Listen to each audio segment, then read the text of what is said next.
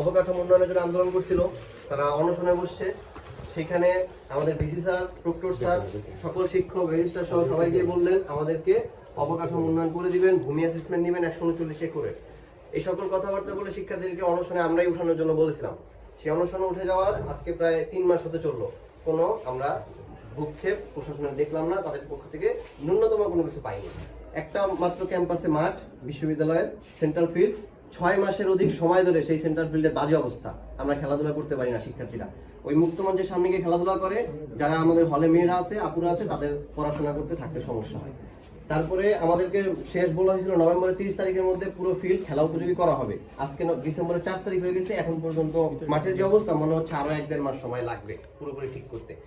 তারপরে আমাদের বিশ্ববিদ্যালয় এই বছর হিট প্রজেক্ট পাইছে, 1-2টা ডিপার্টমেন্ট, খুবই ভালো একটা, এটা হলো যে প্রেস্টিজিয়াস একটা হিট প্রজেক্ট। সেটার একটা মাত্র ল্যাব রুম দেওয়ার জন্য এই বিসি স্যারের কাছে প্রায় মনে হয় 2 মাস যাবত ওই বিভাগগুলো ঘুরতেছে, তাদের কোনো একটা ইয়ত্তা করতে পারেনি।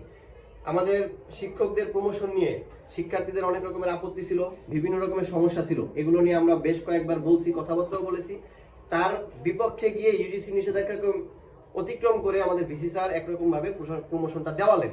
সেই দেওয়ানোর পরে এখন কি হলো, এখন তাদের বেতন ভাতা দিতে পারে না, এই সমস্যা নিয়ে বিশ্ববিদ্যালয়ের বাজে অবস্থা। সেই সব শিক্ষকদের কথা যে আমাদের প্রমোশনের এই যে টাকা পয়সা নিয়ে ঝামেলাটা করতেছে, আমরা তাহলে কেন শিক্ষার্থীকে ক্লাস কার্যক্রম চলমান রাখবো? আমাদের যদি এই সমস্যাগুলো হয়, আমরা যদি ঠিকঠাকভাবে বেতন ভাতা না পাই, এই সমস্যা চলতেছে।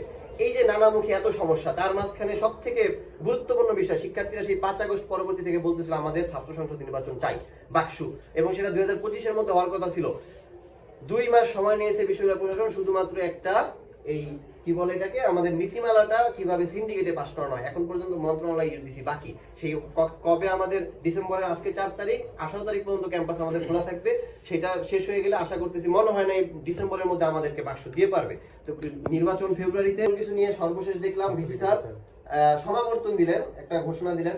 সমাবর্তন বিশ্ববিদ্যালয়ের সকল শিক্ষার্থীদের একটা খুবই গুরুত্বপূর্ণ একটা প্রোগ্রাম, আমরা সবাই চাই এটা হবে, খুবই ভালো, সেটা হোক, এটা আমরাও চাই।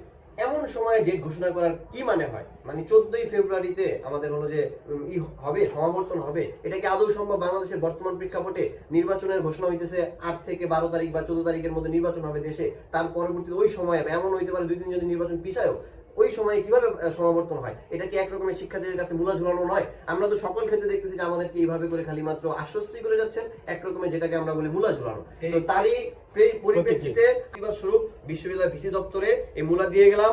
আপনারা যদি মনে করেন যে শুধুমাত্র ভিসি দপ্তর এটার সাথে জড়িত না, বিশ্ববিদ্যালয়ের আরো সকল দপ্তর আপনাদেরকে অসহযোগিতা করতেছে, আপনারা সেই সকল দপ্তরে এই পর্যাপ্ত পরিমাণ মূলা আছে, সেই মূলাগুলোকে ওই দপ্তরগুলোকে পাঠাবেন এবং তাদেরকে এই প্রতিবাদটা জানাবেন। শিক্ষার্থীরা জানায় গেছে, এবং যদি আপনারা মনে করেন যে না আপনারা পাঠাইতে পারতেছেন না, আমাদেরকে বলবেন, আমরা সেই মূলাগুলো আবার কিনে নিয়ে আসবো, আবার ওই দপ্তর দিয়ে যাবো, এবং আপনি আমাদের এই মেসেজটা ভিসি স্যারকে জানাবেন যে এইভাবে করে একটা বিশ্ববিদ্যালয় চলতে পারে না।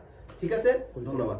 আমি হাসিবুল হোসেন, ইসলামী ছাত্র আন্দোলন বরিশাল বিশ্ববিদ্যালয় শাখার সভাপতি। আমার সাথে আমাদের সেক্রেটারি এবং হাসিবুল্লাহ সহ সভাপতি আসছে, এবং আমরা সাংবাদিক ভাইদেরকে ধন্যবাদ, আপনারা আসছেন।